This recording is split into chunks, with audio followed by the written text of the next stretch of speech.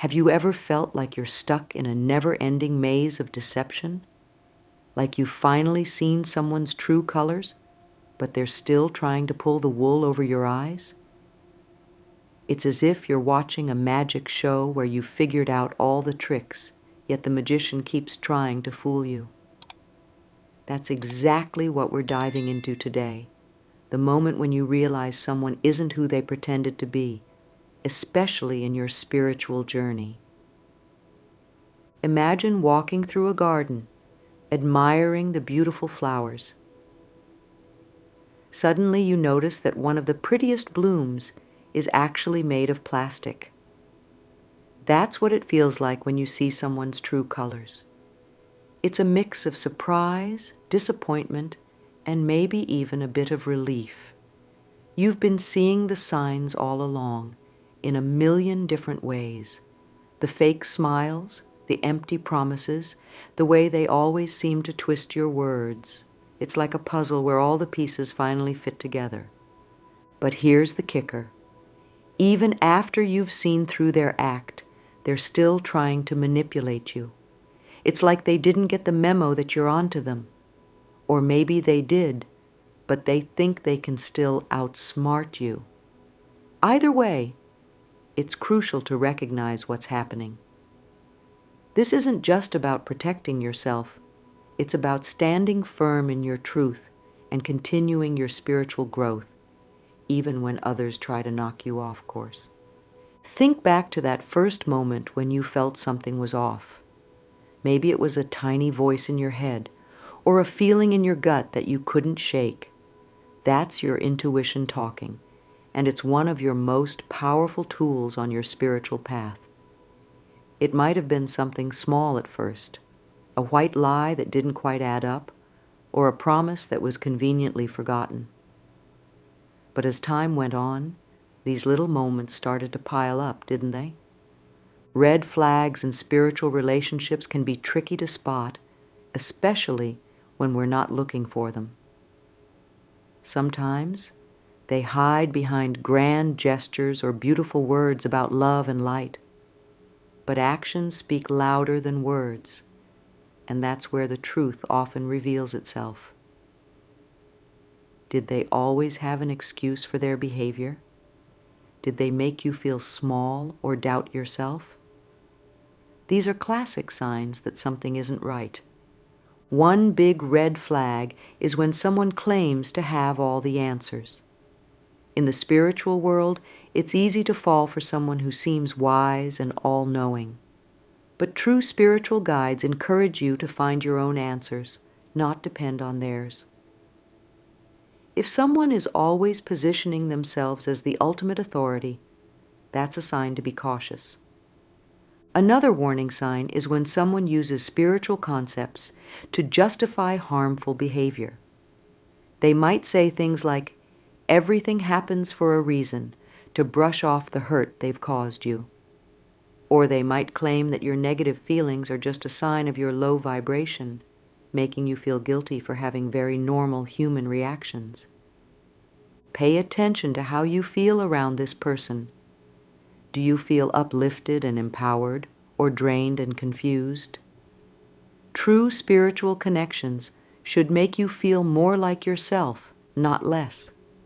If you constantly feel like you're walking on eggshells or questioning your own judgment, that's your intuition sending you a message.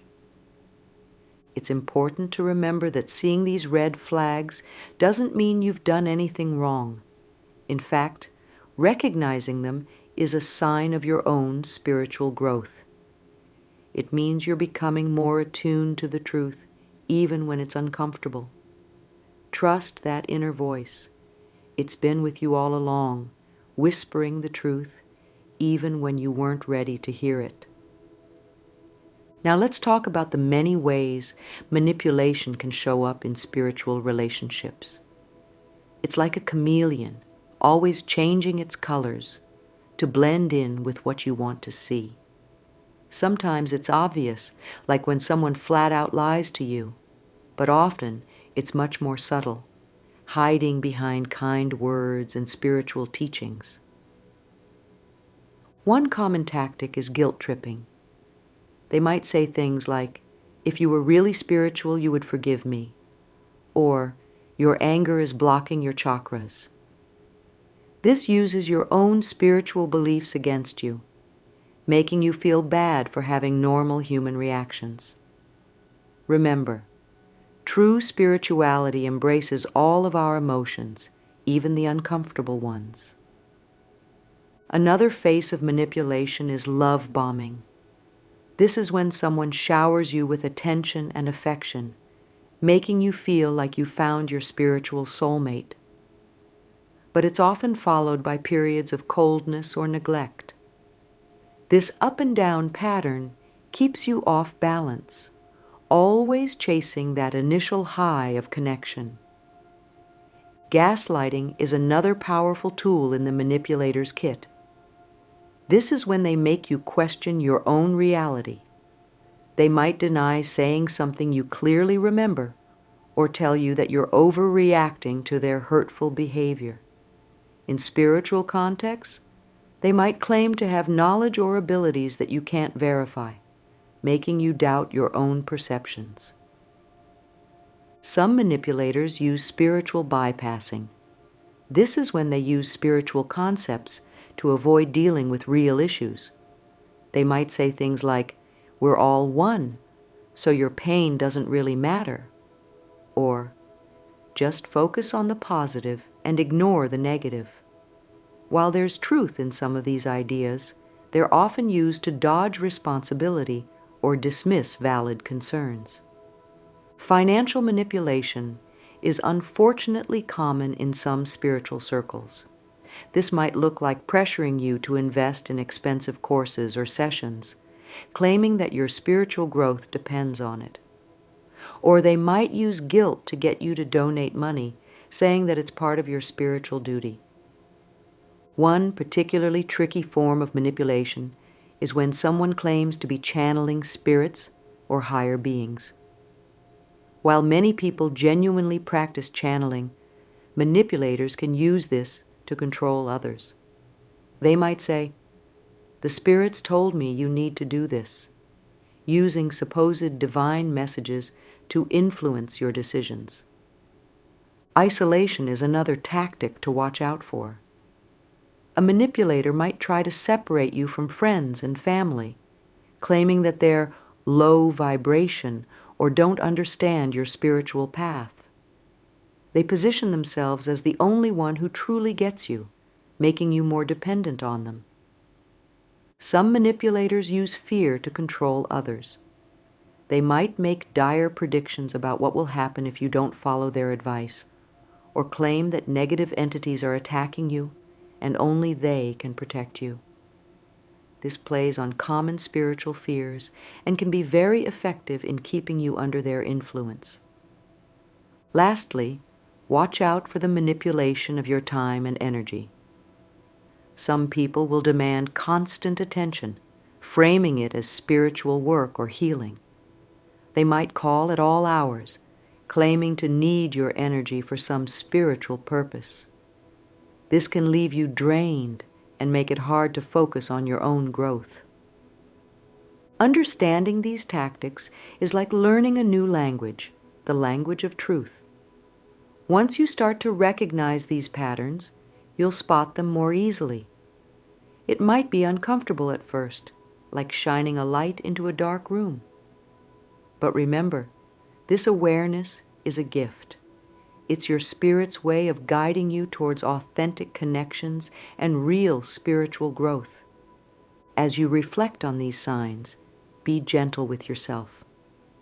It's okay if you've fallen for some of these tactics in the past. We're all learning and growing. The important thing is that you're seeing clearly now. Trust that inner voice that's been trying to get your attention. It's leading you towards a more genuine, empowering spiritual path. Remember, true spiritual growth isn't about following someone else's rules or living up to their expectations. It's about discovering your own truth, honoring your feelings, and building genuine connections. You have the wisdom within you. Sometimes it just takes a little unlearning to let that wisdom shine through.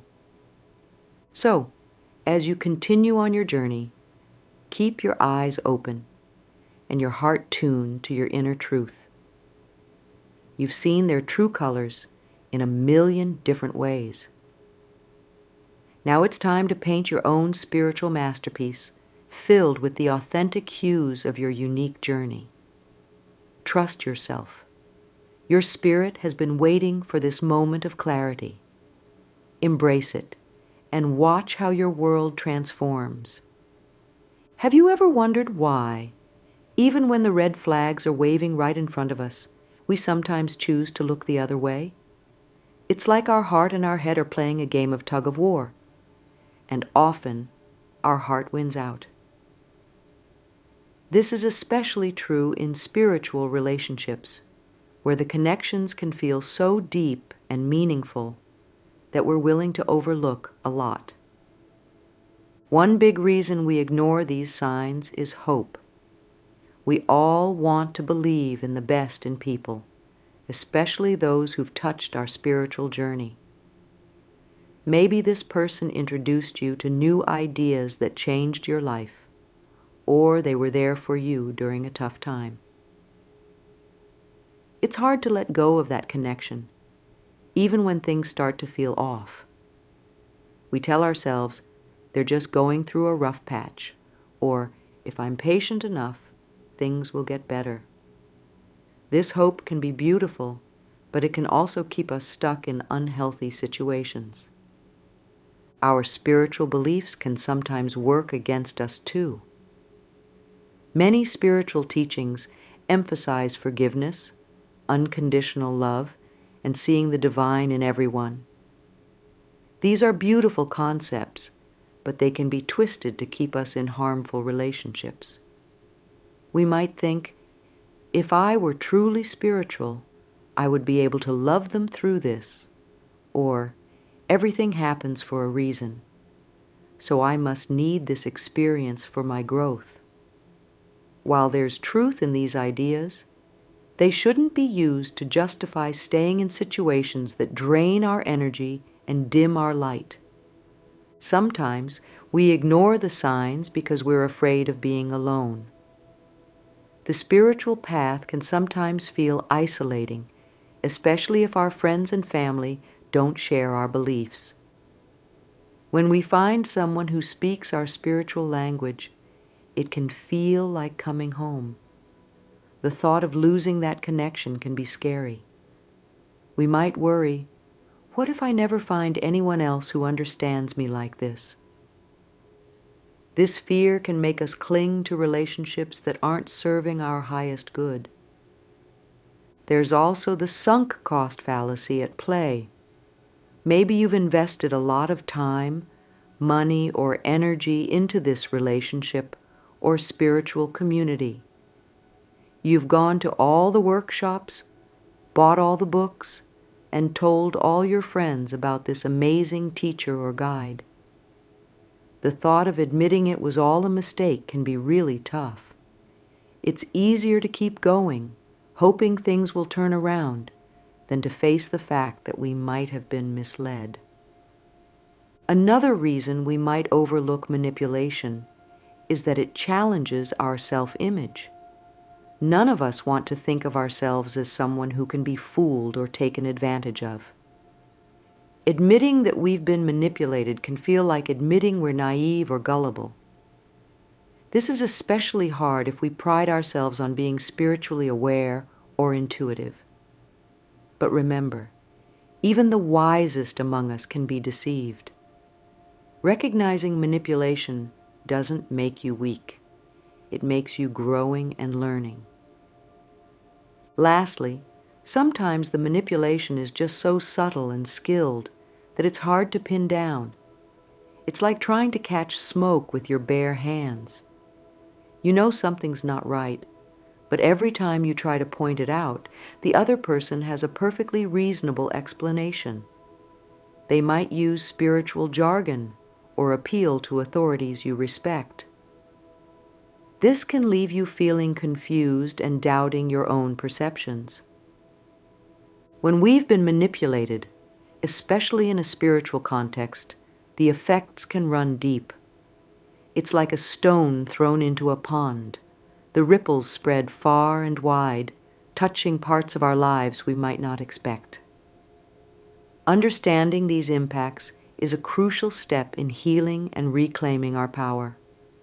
One of the biggest effects is the damage to our trust, not just in others, but in ourselves. We might start second-guessing our intuition, wondering how we could have missed the signs for so long. This self-doubt can spill over into other areas of our lives, making it hard to make decisions or trust our judgment. Remember, though, that your intuition wasn't wrong. It was there all along, trying to warn you. The fact that you're recognizing the manipulation now is proof that your inner wisdom is still strong and getting stronger. Manipulation can also shake the foundation of our spiritual beliefs. If someone we trusted as a spiritual guide or teacher turns out to be manipulative, it can make us question everything we've learned. We might wonder, if they were wrong about this, what else were they wrong about? This spiritual crisis can be painful, but it's also an opportunity. It's a chance to sift through your beliefs, keeping what truly resonates with you and letting go of what doesn't serve you anymore. The emotional toll of manipulation shouldn't be underestimated. You might feel a whole range of emotions: anger at the person who manipulated you, shame for not seeing it sooner, grief for the relationship you thought you had. These feelings are all normal and valid. Some people even experience symptoms similar to PTSD, especially if the manipulation was long-term or particularly severe. Be patient and gentle with yourself as you process these emotions. Manipulation can also impact our other relationships. We might become overly suspicious, always on the lookout for signs of deception. Or we might go the other way, becoming too trusting in an attempt to prove to ourselves that we're not broken. Finding a balance can take time, but it's possible. Start with trusting yourself, and let that be the foundation for building healthy relationships with others. Our sense of self-worth often takes a hit when we've been manipulated. The manipulator might have chipped away at our self-esteem, making us feel like we're not good enough or that we're lucky to have them in our lives. Rebuilding this self-worth is crucial. Remember, you are inherently worthy, regardless of what anyone else says or does. Your worth doesn't come from your spiritual achievements or someone else's approval. It's innate and unshakable. There can be practical impacts too. Maybe you invested money in courses or sessions that turned out to be manipulative. Or perhaps you made life decisions based on someone else's manipulative advice. It's okay to feel frustrated about this, but try not to dwell on it. Instead, focus on what you can control now and the wisdom you've gained from the experience. One often overlooked impact is the effect on our spiritual practice. Some people find that practices they once loved now feel tainted by association with the manipulator. If this happens to you, it's okay to take a break or find new ways to connect with your spirituality. Your spiritual path is uniquely yours, and it's okay for it to change and evolve. Even after we've seen through someone's manipulative behavior, they often don't just give up and walk away. Instead, they might try new tactics to regain control.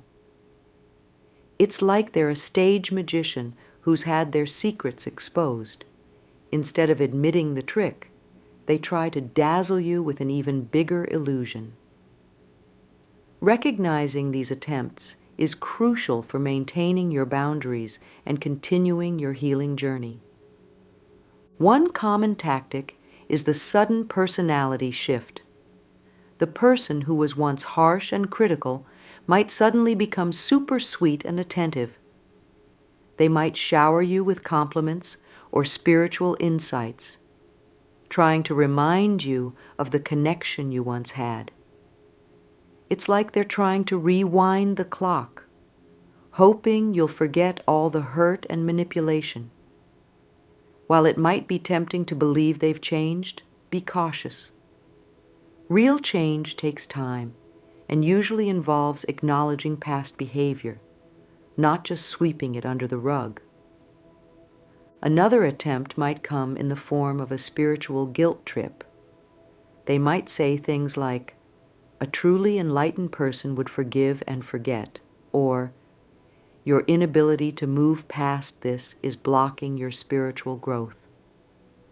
This is a classic manipulation tactic, using spiritual concepts as weapons. Remember, true spirituality supports your well-being and respects your boundaries. You can be on a path of forgiveness while still protecting yourself from further harm. Some manipulators might try to isolate you from your support system. They might spread rumors about you in your spiritual community, painting themselves as the victim and you as the one who's lost your way. Or they might try to convince you that your friends and family don't understand your spiritual path and are holding you back. Be wary of anyone who tries to separate you from your support network. True spiritual growth usually brings us into deeper, more authentic connections with others, not isolation. Watch out for the hoovering technique, named after the vacuum cleaner, because it's an attempt to suck you back in. This might look like reaching out to you during significant dates or times when they know you might be vulnerable. They might claim to have had a spiritual epiphany or say they've received a message from the universe that you two need to reconnect. While it's natural to be curious, remember why you set boundaries in the first place. Some manipulators might try to use your own spiritual beliefs against you. They might claim to have had visions or spiritual experiences that validate their behavior or suggest that you're meant to be together. They might interpret sacred texts or spiritual teachings in ways that support their position. Always trust your own connection to the divine over someone else's interpretations, especially if those interpretations conveniently align with what they want. Another tactic to watch for is the creation of a spiritual emergency. They might claim to be going through a dark night of the soul, and that only you can help them. Or they might say they've received warnings about terrible things that will happen if you don't reconnect with them. While it's natural to want to help someone in crisis, be cautious. Your well-being should always come first, and true spiritual emergencies rarely hinge on one specific person's involvement. Some manipulators might try to use mutual friends or spiritual community members to get to you. They might send messages through others or try to manipulate situations so you'll run into them at spiritual events. Be clear with your support system about your boundaries, and don't be afraid to skip events if you're not ready to face this person. Lastly, be aware of the digital manipulation attempts. In today's world, it's easy for someone to reach out through social media, email, or text. They might comment on your posts with spiritual quotes or send you links to teachings that supposedly prove their point. Remember, you have the power to block, unfriend, or simply not engage. Your online space is yours to curate, and you don't owe anyone your attention or energy. Recognizing these manipulation attempts isn't always easy, especially when they're cloaked in spiritual language or come from someone we once trusted deeply. But each time you spot a manipulation tactic, you're flexing your discernment muscles. You're reaffirming your commitment to your own truth and well-being. It's okay if you don't catch everything right away. Healing and growth are processes, not destinations. Be patient with yourself. Celebrate the manipulations you do recognize, and keep trusting that inner voice. It's getting stronger every day, guiding you towards authentic connections and true spiritual growth. When you've recognized manipulation in your spiritual journey, setting boundaries becomes essential. It's like building a sacred space around yourself, one that honors your growth and protects your energy. But for many of us, especially those on a spiritual path, setting boundaries can feel challenging. We might worry that it's not spiritual to say no or to put ourselves first. However, healthy boundaries are actually a crucial part of spiritual growth. Start by getting clear on what you need. Spend some quiet time in meditation or reflection, asking yourself what feels good and what doesn't. What situations leave you feeling drained or uncomfortable? What interactions uplift and inspire you? Use these insights to guide your boundary setting. Remember, your needs might change over time, and that's okay. Boundaries aren't set in stone. They can evolve as you do. Once you're clear on your boundaries, the next step is communicating them clearly. This doesn't mean you need to explain or justify your boundaries to anyone, especially not to someone who's been manipulative.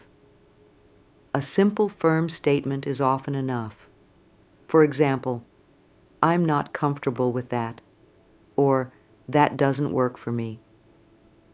You don't owe anyone a lengthy explanation for taking care of yourself. It's important to be consistent with your boundaries. Manipulators often look for cracks in our armor, testing to see if we'll bend our rules. Standing firm in your boundaries, even when it's uncomfortable, sends a clear message that you're serious about protecting your space and energy.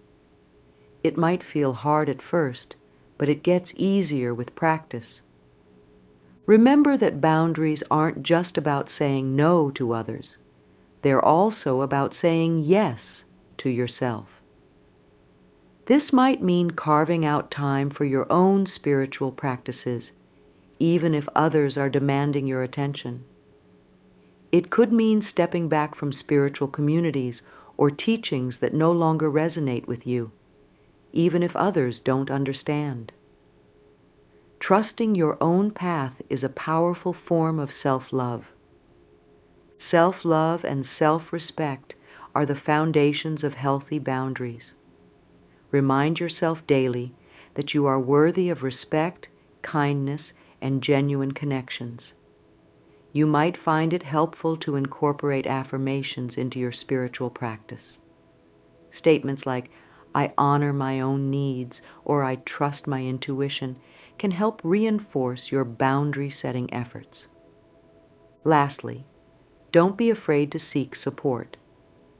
This could be from trusted friends, family members, or even a therapist or counselor who understands spiritual abuse. Having a support system can provide validation and encouragement as you navigate this new territory.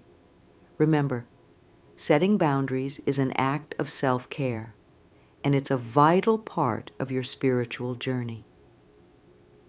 After experiencing manipulation on your spiritual journey, rebuilding your path can feel daunting. It's like you're starting over, but this time with a mix of caution and wisdom that you didn't have before. This rebuilding phase is actually a beautiful opportunity to create a spiritual practice that truly resonates with your authentic self. Start by reconnecting with your own inner guidance.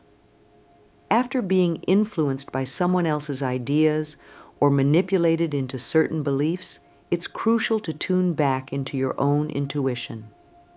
Spend time in silence, whether through meditation, walks in nature, or simply sitting quietly.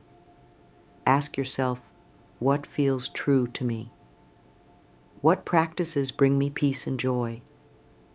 Trust the answers that arise, even if they're different from what you've been taught.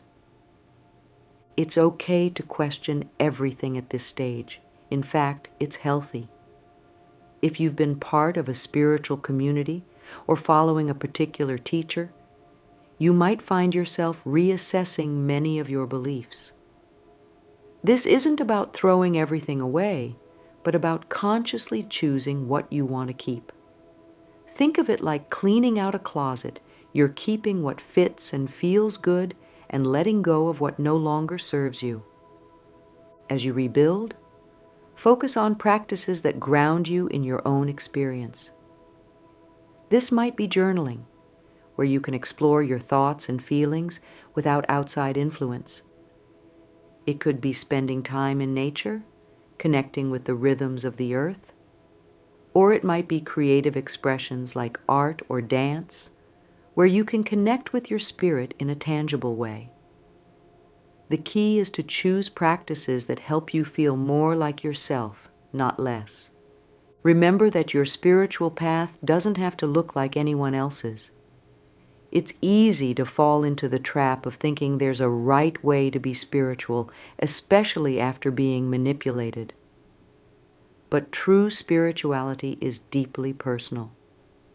Your path might involve traditional practices, or it might be completely unique to you. Trust that if it brings you closer to your authentic self and helps you connect with something greater, it's valid and valuable. Be patient with yourself during this rebuilding phase. It's normal to feel a mix of emotions: excitement about forging your own path, grief for the community or beliefs you've left behind, maybe even anger at having been manipulated. Allow yourself to feel these emotions without judgment. They're all part of your healing and growth. While going through manipulation in a spiritual context is painful, it also offers profound opportunities for growth and self-discovery. It's like emerging from a dark forest. The journey was challenging, but you've gained skills and insights that will serve you for the rest of your life. One of the most valuable lessons from this experience is often a deepened trust in your own intuition. You've learned, perhaps the hard way, that your inner voice is wise and worth listening to. This strengthened connection to your intuition will guide you not just in your spiritual life, but in all areas. Another important growth point is developing discernment. After experiencing manipulation, you're likely to be more aware of the nuances in people's words and actions. This isn't about becoming cynical, but about honing your ability to see clearly. This discernment is a valuable tool that will help you form healthier, more authentic relationships in the future.